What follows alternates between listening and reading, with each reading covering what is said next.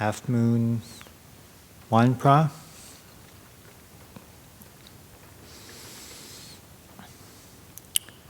Night, the small group, as the weather prevented anyone visiting. We have the retreat crew and the resident community. And for the first time that anyone can remember, we had to cancel the alms rounds.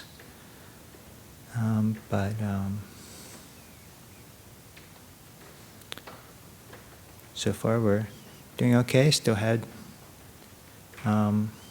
luckily retreat crew was able to get some food together and still offer a meal. And everything seems to be okay enough, bearing up with the snow.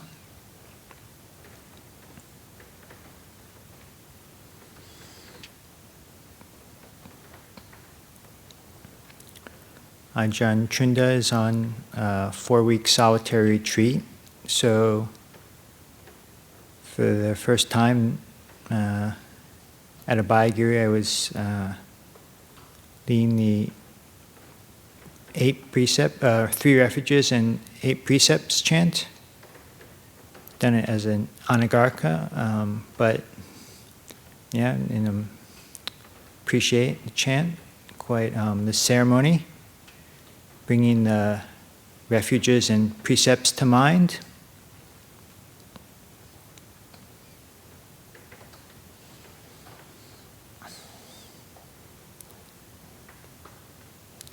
Appreciate being at Abhayagiri, being a place like this where we hold the Buddha's teachings high, hold up the refuges and the precepts. Often in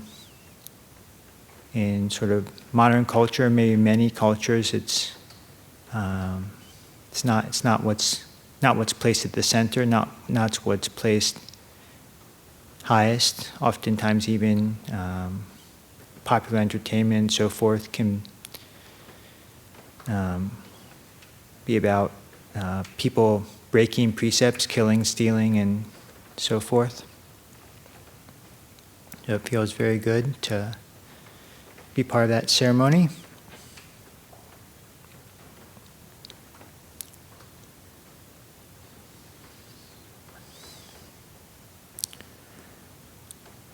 Lung Pa on the Saturday night talked about a sutta that I appreciate in the Anguttara Nikaya 11s about where the Buddha encourages Mahanama to bring to mind 6 qualities. As part of that sutta, the Buddha, the Dhamma, the Sangha, one's virtue, one's generosity, and the qualities of the devas. It's very good, useful.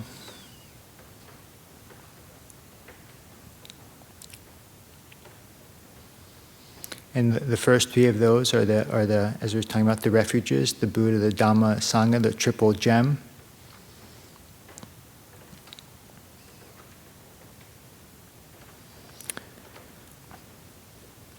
The first one, the Buddha, comes first because he's the one who made the teachings available. Who rediscovered the path and has shared it, and it's kept alive for 2,500 years.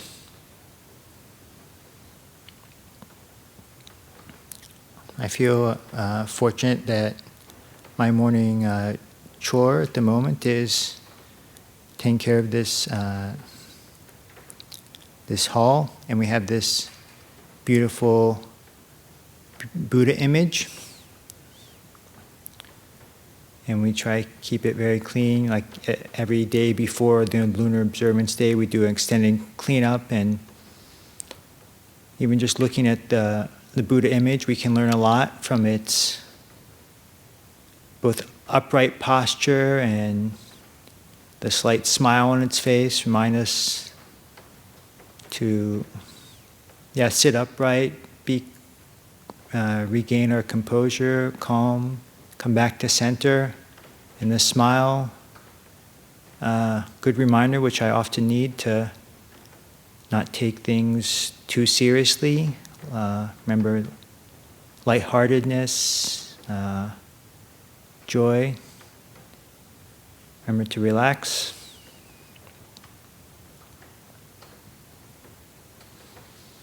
So these symbols, it's very useful to have these symbols of the Buddha, symbol of our highest aspirations. When we wake up, it's good to bow. Before we go to sleep, good to bow. When we enter the hall, when we enter our kuti, when we leave the hall, when we leave our dwelling. Chance to come back to the body, get out of our head. To remember also can be good for remembering our highest aspirations, or if we've gone off track or made a mistake, and come back to the Buddha, come bow, begin again, bow.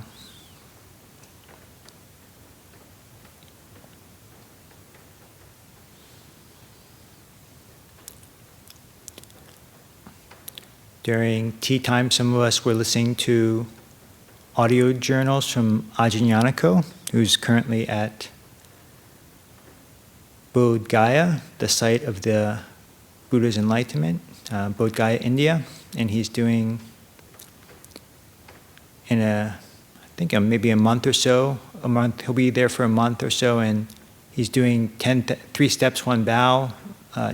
Plan is to do 10,000 prostration, like full-length bows, and 108 hours of sitting meditation. So ambitious aspiration, and it's good. It was good, inspiring to hear him and how he's. So that's of course, a great way to recollect the Buddha. But even if we don't, we can just recollect his life or his various teachings he's given.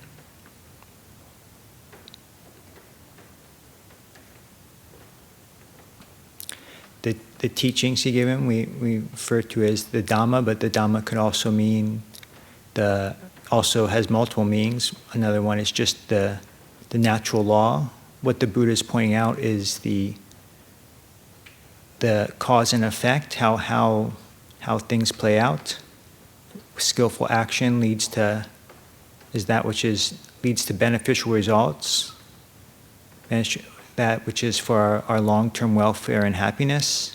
Unskillful action leads to detrimental results. Pointing out how karma unfolds.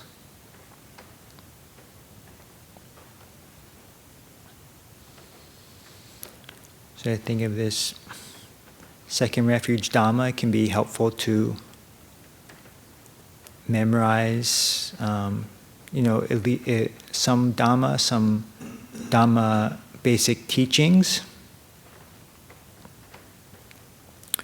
It's particularly some of the basic. Find some of the quotes from the Buddha speaking. For example, his last words can be helpful. Encourage ourselves. All conditioned things are in nature decay. Strive on with diligence. Just as simple reminders.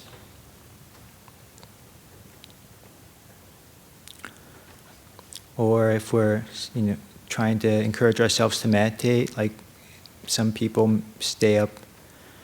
will be staying up later, I imagine, staying up to meditate. We can recollect a phrase that comes up repeatedly is talking about the compassion of the Buddha, that he's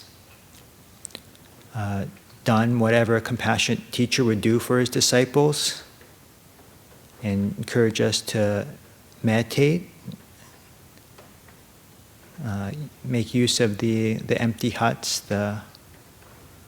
to meditate, lest we regret later.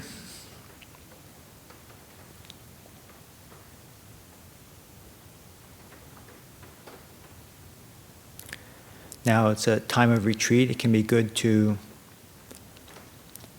memorize various Dhamma, for example, the chants in the book. So we have it because it brings it closer into our heart. And then we have it accessible. Also, there's these various recollections the Buddha encourages us to do daily, specifically for the monastics, the 4 requisites. And so we're able to do that, perhaps while we're walking down the hill or walking up the hill, or whenever's a suitable time in the 5 reflections and the 10 reflections and the 32 parts. These can all be, it's all good to have these memorized, so we can reflect on them.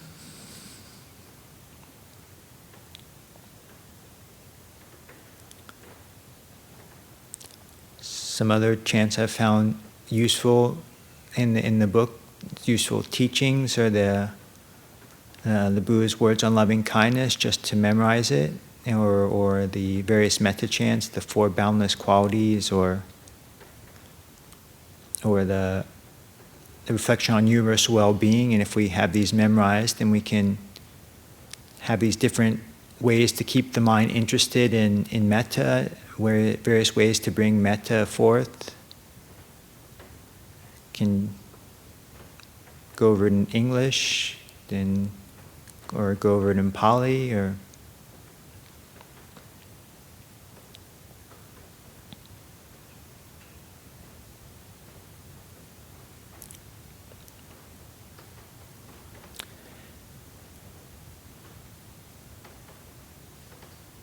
and the 3rd refuge, Sangha. From the chanting, can mean monastic Sangha, but also means if we look at the chanting, the 4 kinds of noble beings.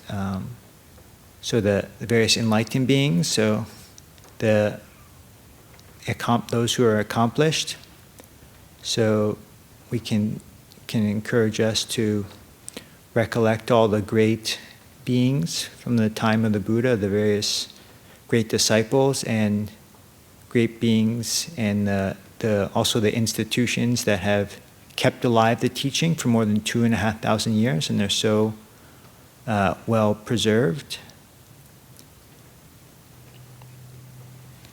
There's in the Anguttara Nikayas, the ones, it's list I find quite inspiring of all the different types of great disciples.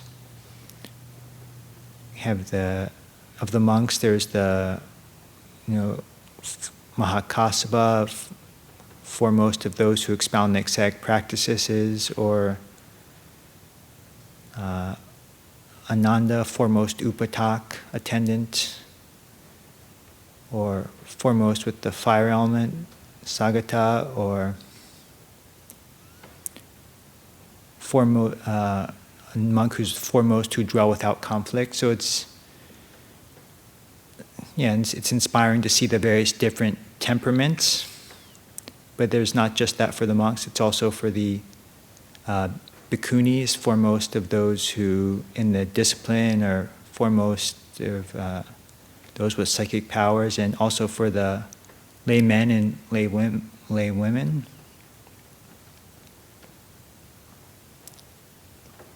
It can bring these to mind.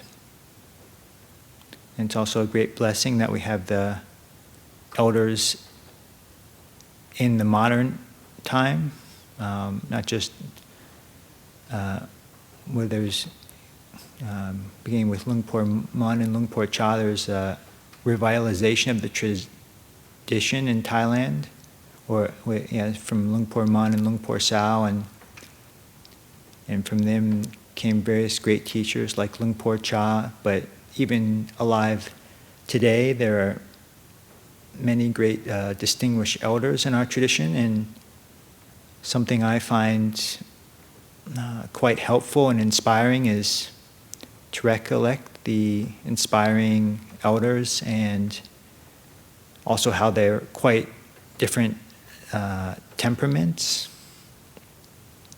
Have various teachers like Lungpor Sumedo and Lungpor Liam and many, and have different sort of styles and approaches. And so these are something we can recollect all the great beings we've had a chance to encounter, or even if we've just listened to their Dhamma talks. Just bringing these to mind is a way to bring joy with the Dhamma, joy connected with the Dhamma.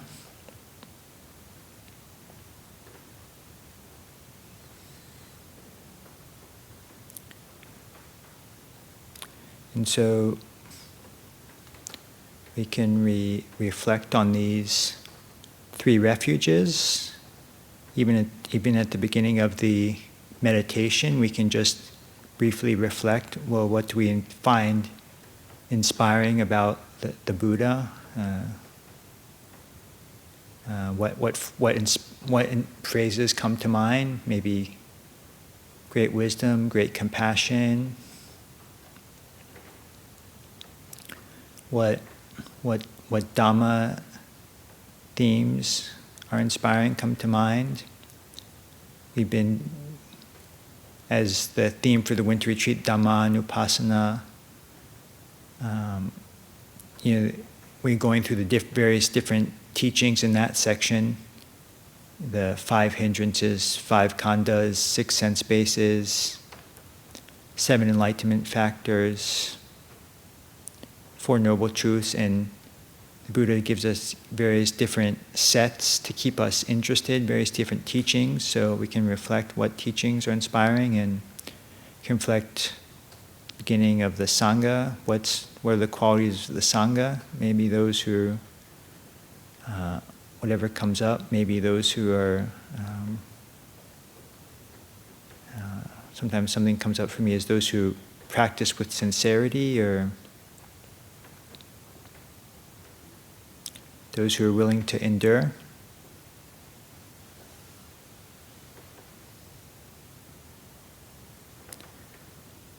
So,